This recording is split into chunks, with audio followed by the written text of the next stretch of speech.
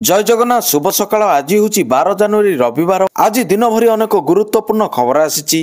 सरकार नुआ नियम एथर सरकारी कर्मचारी मानक मिल 40 दिन छुट्टी। सुभद्रा योजना चतुर्थ पर्याय टंका मकर संक्रांति मिलवा जाऊँगी। एसह कुड़ी यही सब जिला को मिली संकेत। तेबे आसंतु आज दिन 20 बड़ खबर उपर नजर पकाइबा। किंतु ताहा आगुरु जदि आपण चैनल नुआ ताहाले सब्सक्राइब करी वीडियो को लाइक करदेबे। एथिसह आपण केउ जिल्लार ई खबर देखुचंती कमेंट करी जणाई देबे। आसिला प्रथम खबर। दिल्ली विधानसभा निर्वाचन पर बीजेपी जारी करिछि द्वितीय पर्याय प्रार्थी तालिका। ए लिस्ट रे दल पक्षरु 29 जन प्रार्थी नाम घोषणा करा जाइछि।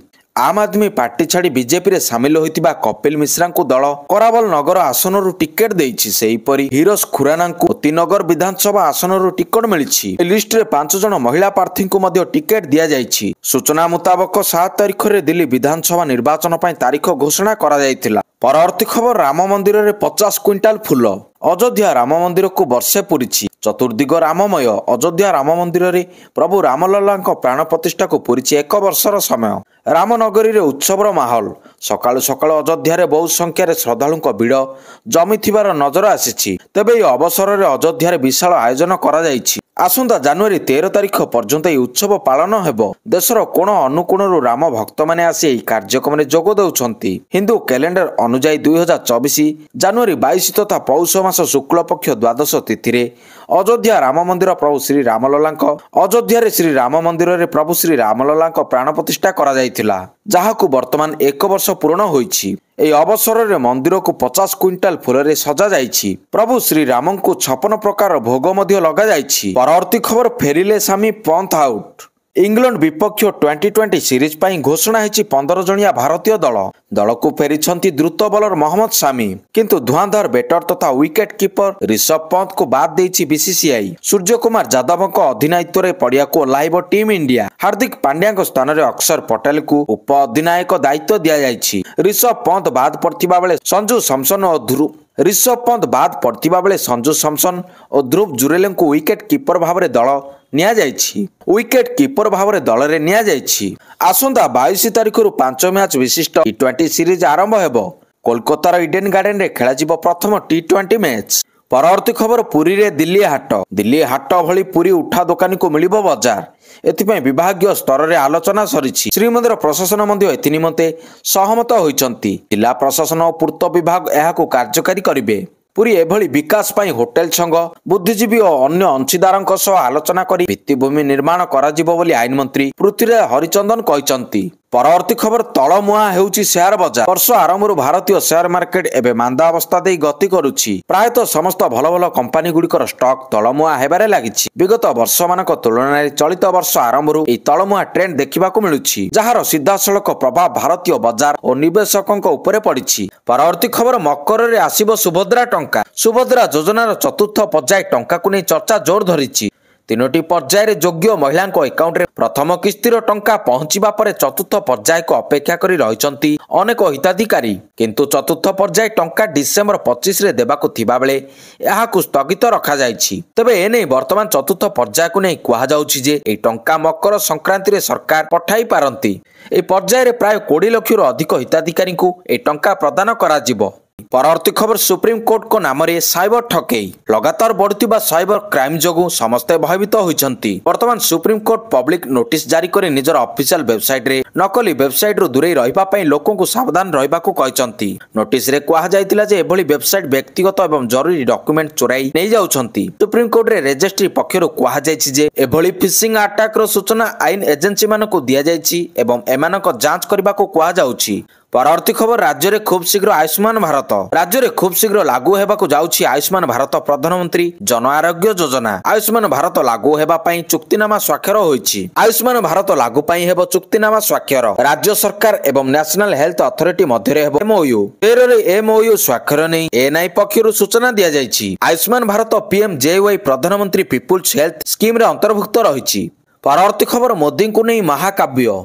प्रधानमंत्री नरेंद्र मोदी महाकाव्य लेखिले ओडिया संस्कृत पंडित। ओडिशार गंजाम जिलार संस्कृत विद्वान प्रधानमंत्री नरेंद्र मोदी जीवनी एवं कार्य उपरे संस्कृत भाषा एक महाकाव्य रचना करिसंती। 700 पृष्ठार महाकाव्य तिरुपतिर जातीय संस्कृत विश्वविद्यालय एसोसिएट प्रोफेसर सोमनाथ दासଙ୍କ द्वारा रचित होईछि एवं गुजरातर भेरावलर सोमनाथ संस्कृत विश्वविद्यालय द्वारा प्रकाशित 700 पृष्ठार कृति नरेंद्र आरोहणम गत सप्ताह हारवल अनुष्ठित एक युव महोत्सव उन्मोचित होइतिला। ए पुस्तक रे 12टी अध्याय रे 1200टी श्लोक रहिछि जहा उभय इंग्राजी एवं हिंदी रे वर्णना करा जाइछि। एथिरे मोदीको जीवन यात्रा तांको पिलादिनर कार्यकलाप गुजरातर मुख्यमंत्री भाबरे एवं द्वितीय थर प्रधानमंत्री जाय सब किछि वर्णना करा जाइछि। परवर्ती खबर ओडिशार 10 जिला होइजिबो अदृश्य। आसंता 14 तारिख पर्यंत ओडिशार 10टी जिला को नै बड़ पूर्वानुमान करा जाइछि। एई सब जिल्ला रे रास्ता घाट कुहुडी जोगु अदृश्य भଳି होइजिबार संभावना रहिछि। आसंता 14 तारिख पर्यंत राज्यर विभिन्न जिल्ला रे घन कुहुडी छाया घेरी रहिबो बोली संभावना करा जाइछि। आसंता 14 तारिख पर्यंत राज्यर विभिन्न जिल्ला रे घन कुहुडी छाया घेरी रहिबो बोली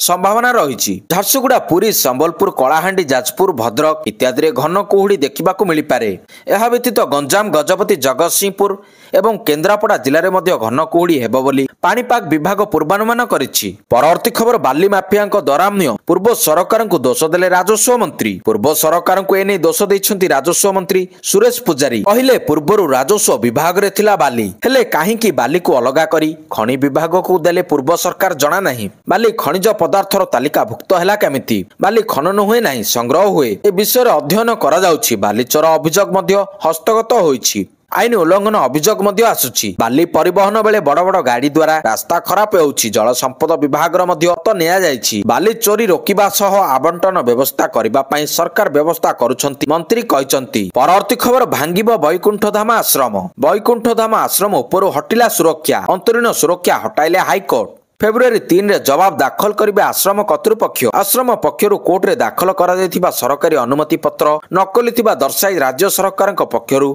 कोर्ट रे सत्यपाठ दाखल करा जायछि। एहा उपरे फेब्रुआरी 3 तारिख रे कोर्ट रे जवाब दाखल करिबे आश्रम कर्तृपक्ष। मामलार परवर्ती सुनानी आसंता फेब्रुआरी 3 तारिख को धार्य करिसंती उच्च अदालत। आसिला परवर्ती खबर रघुवर दासଙ୍କ बड़ बयान राज्यपाल लाड साहेब नुहंती। बीजेपी रे मिसिबा परे ओडिशार पूर्वतन राज्यपाल रघुवर दासଙ୍କ बड़ बयान कहले राज्यपाल पदवी को समस्ते लाड साहेब पदवी बोली भावंती किंतु प्रभु श्री जगन्नाथଙ୍କ भूमि ओडिशा रे मु एई चिंताधारा को भांगिली। 3 मास रे 30टी जिला बोली लोकंको समस्या बुझिली। राज्यपाल लाड साहेब नुहंती राज्यपाल हेउछंती लोकंको राज्यपाल। राजनीति को फेरिबा परे प्रतिक्रिया देई किछि एबळी कहिसंती रघुवर दास। परवर्ती खबर भयंकर रूप रे जंगल निया जळुछि। जंगल जाउछि जीवन 7 दिन हेबो जळुछि कालफानिया जंगल। जंगल हमको जीवन दिए हेले सेई जंगल रे जेबे निया लागे भयंकर रूप नै थाए। जंगली निया जेतेबेले जंगल सीमा सरहद डेई सहर रे पहुंची जाए सेतेबेले स्थिति केते सांघातिक अनायत होई पड़े ताहा लॉस एंजेलिस निया प्रमाण करिछि। अमेरिकार कालिफोर्निया निया खबर एबे सारा विश्व रे चर्चार कारण पालटी जाइछि। परवर्ती खबर प्रेस मिट करी बर्षिले दीपाली। बीजेपी सरकार उपरे बर्षिले दीपाली दास। झारसुगुड़ार पूर्वतन विधायिका दीपाली दास शनिवार प्रेस मिट करी सरकार उपरे बर्षिबा सहित तांको सह घटितिबा घटना को नै सरकार उपरे राग छाडिचंती। कहिचंती जेतेबेले किरमिरा पंचायत रे अनस्था प्रस्ताव आसिला सेतेबेले प्रशासन टाळटुळ नीति को अवलंबन कला। आमे हाईकोर्ट रु निर्देश आनिलु सेतेबेले अनस्था भोट पई जनवरी 10 तारिख दिया गला किंतु बीजेपी पक्षरु किछि नेता पंचायत प्रतिनिधि को जनवरी 8 रे धमक चमक दिया गला। यहाँ पर जनवरी 9 रे लईकेरा थाना अधिकारी गोटे प्राइवेट प्रॉपर्टी को जाई बेआईन भाव में सर्च कले जहाँकि दीपाली दासଙ୍କ भाई विशाल दासଙ୍କ मालिकाना रे अछि। एने आईजी को भेटी से आलोचना करथिले किंतु ता परदिन छत्तीसगढ़ जाई पुलिस होटल रे सर्च कले बोली कहिसंती दीपाली दास।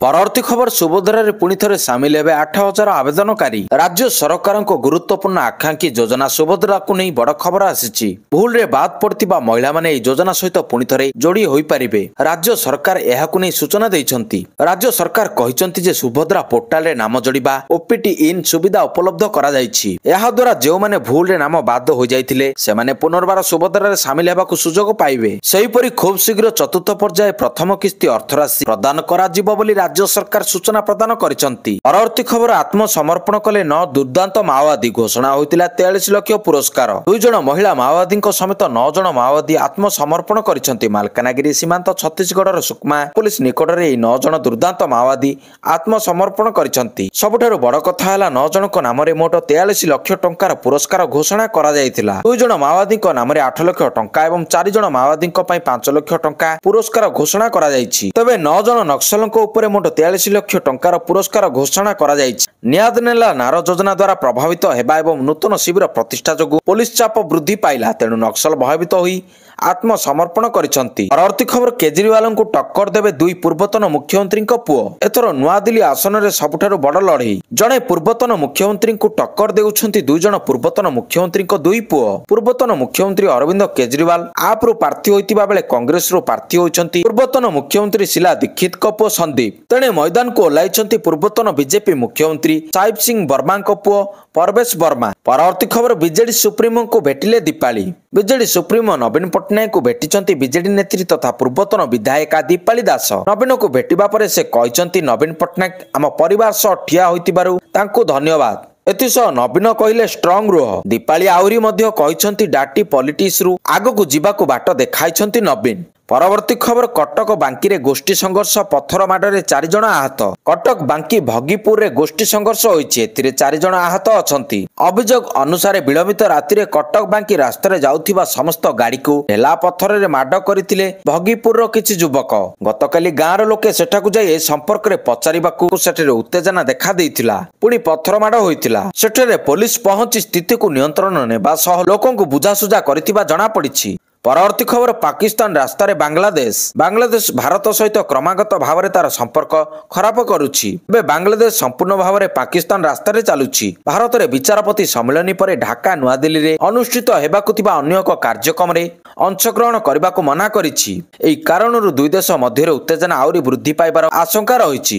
ବାଂଲାଦେଶୀ ଅଧିକାରୀମାନେ ସରକାରୀ ଖର୍ଚ୍ଚରେ ଅଯଥା ବିଦେଶ ଯାତ୍ରା ଉପରେ କଟକଣାକୁ ଏହାର କାରଣ ବୋଲି ଦର୍ଶାଇଛନ୍ତି। ଆଉ ଭାରତୀୟ ପାଣିପାଗ ବିଭାଗ IMDର 150ତମ ବାର୍ଷିକୀ ସମାରୋହରେ ଯୋଗ ଦେବାକୁ ମନା କରିଦେଇଛନ୍ତି। ପରବର୍ତ୍ତୀ ଖବର, ସରକାରୀ କର୍ମଚାରୀଙ୍କୁ ଅଧିକ 42 ଦିନର ଛୁଟି ମିଳିବ। ସରକାରୀ ଚାକିରି କରୁଥିବା ଲୋକଙ୍କ ପାଇଁ ଆସିଲା ବଡ଼ ଖବର, ଯାହାକୁ ନେଇ ଏବେ ବଡ଼ ଚର୍ଚ୍ଚା ଧରିଛି। ଯଦି ଆପଣ କେନ୍ଦ୍ର ସରକାରଙ୍କ ଅଧୀନରେ କାମ କରୁଛନ୍ତି ତାହେଲେ ନିଶ୍ଚିତ ଭାବରେ ଏହାର ଲାଭ ଆପଣ ପାଇପାରିବେ। ଯେଉଁ କେନ୍ଦ୍ରୀୟ କର୍ମଚାରୀମାନେ ଅଙ୍ଗଦାନ କରିବାକୁ ଯାଉଛନ୍ତି ସେମାନେ 42 ଦିନର ଛୁଟି ପାଇପାରିବେ। ଏନେଇ ନ୍ୟାସନାଲ ଅର୍ଗାନ ଓ ଟିସ୍ୟୁ ଟ୍ରାନ୍ସପ୍ଲାଣ୍ଟ ଅର୍ଗାନାଇଜେସନ ଏନେଇ ସବିଶେଷ ତଥ୍ୟ ଦେଇଛି। ହେଲେ ଯେଉଁମାନେ ଘରୋଇ କ୍ଷେତ୍ରରେ କାମ କରୁଛନ୍ତି ସେମାନେ କିନ୍ତୁ ଏହି ସୁବିଧା ପାଇପାରିବେ ନାହିଁ। ଅବଶ୍ୟ ସେମାନଙ୍କ କମ୍ପାନୀର ପଲିସିରେ ଯଦି ସଂଶୋଧିତ କରାଯାଏ ତାହେଲେ ସେମାନେ ମଧ୍ୟ ଛୁଟି ପାଇବେ।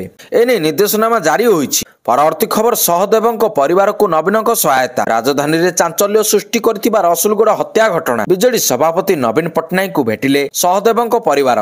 ନବୀନ ପଟ୍ଟନାୟକ ସହଦେବଙ୍କ ପରିବାରର ଦୁଃଖ ଶୁଣିବା ସହ ସହଦେବଙ୍କ ପରିବାରକୁ ସହାୟତା ପ୍ରଦାନ କରିଛନ୍ତି। ନବୀନ ପଟ୍ଟନାୟକ ସହଦେବଙ୍କ ପରିବାରକୁ 50,000 ଟଙ୍କା ସହାୟତା ପ୍ରଦାନ କରିଛନ୍ତି। ଏହାସହ ସହଦେବ ନାୟକଙ୍କ 2 ପିଲାଙ୍କ ପଢିବା ଦାୟିତ୍ୱ ନେଇଛନ୍ତି ବିଜେଡି ସୁପ୍ରିମୋ ନବୀନ ପଟ୍ଟନାୟକ। ଅନ୍ୟପଟେ ସହଦେବଙ୍କ ପତ୍ନୀ ସୁନିତା ନାୟକଙ୍କୁ 5 ଲକ୍ଷ ଟଙ୍କାର ସହାୟତା ରାଶି ଦେଲେ 5 ଜଣ ଏଜେନ୍ସି। ବିଏମ୍ସି ଅଧୀନରେ କାର୍ଯ୍ୟରତ 5 ସଫେଇ ଏଜେନ୍ସି ଯଥା ଗ୍ରୀନ୍ ସର୍କଲ, ଜାଗୃତି, ଆୟାରଲ୍ୟାଣ୍ଡ, PMR, PHR ପ୍ରମୁଖ ଏହି ଅର୍ଥରାଶି ସହାୟତା କରିଛନ୍ତି। କେବଳ ସେତିକି ନୁହେଁ ବରଂ ସୁନିତାଙ୍କୁ ଜାଗୃତିରେ ସୁପରଭାଇଜର ଭାବରେ ନିଯୁକ୍ତି ମଧ୍ୟ ଦେଇଛନ୍ତି।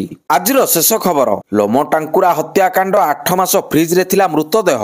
ମଧ୍ୟପ୍ରଦେଶରୁ ସାମ୍ନାକୁ ଆସିଛି ଲୋମୋ ଟାଙ୍କୁରା ହତ୍ୟାକାଣ୍ଡ। ଲିଭ୍-ଇନ୍ ପାର୍ଟନରକୁ ହତ୍ୟା, 8 ମାସ ଧରି ଫ୍ରିଜରେ ମୃତଦେହ ଲୁଚାଇଥିଲା ଅଭିଯୁକ୍ତ। ମାତ୍ରାଧିକ ବିଦ୍ୟୁତ ବିଲ୍ ଆସିଥିବାରୁ ଜଣାପଡ଼ିଲା ଘଟଣା।